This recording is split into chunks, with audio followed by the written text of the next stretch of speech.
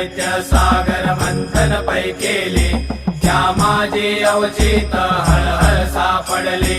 घेतवा असुरपणे प्राशन केले, नीळकंठ नाम प्रसिद्ध झाले.